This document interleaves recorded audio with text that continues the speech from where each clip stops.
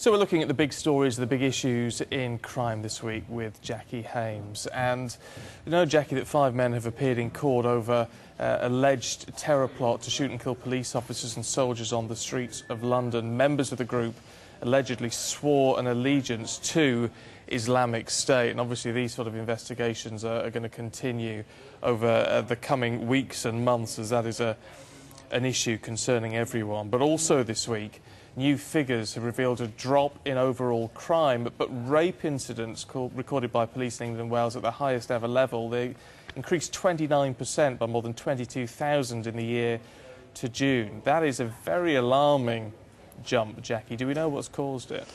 Well, a lot of people seem to think that maybe it's prompted by these historic sexual offences. It's encouraging victims to come forward to talk about things that have happened to them in the past. So a bigger reporting rather than more incidences. Yeah, I mean, people who work in this particular area have always said that the crime statistics only reflect a very small number of actual cases, and perhaps we're starting to see a truer picture now of how many people are actually raped in this country every year.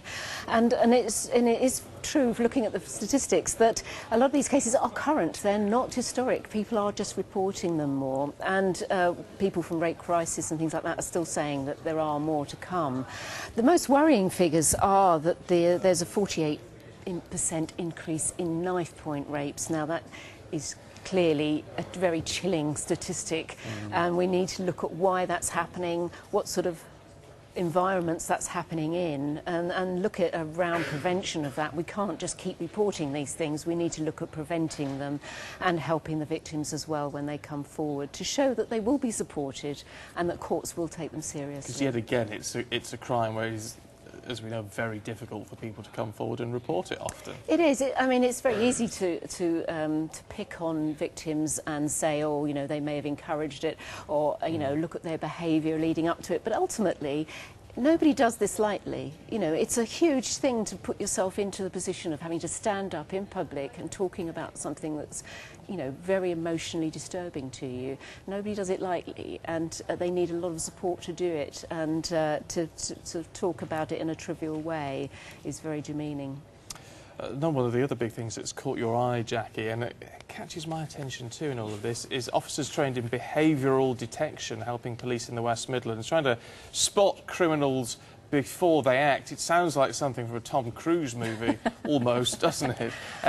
But, I mean, this, presumably, if it works, if it's reliable, could be crucial in policing. Yeah, when I first saw this, it sort of harked back to sort of 30 years ago when I joined the police, and they talked about the old cop on the street who could pick up instinctively on what people were up to, who was doing what, and stop them in the street, and he would get the big arrest.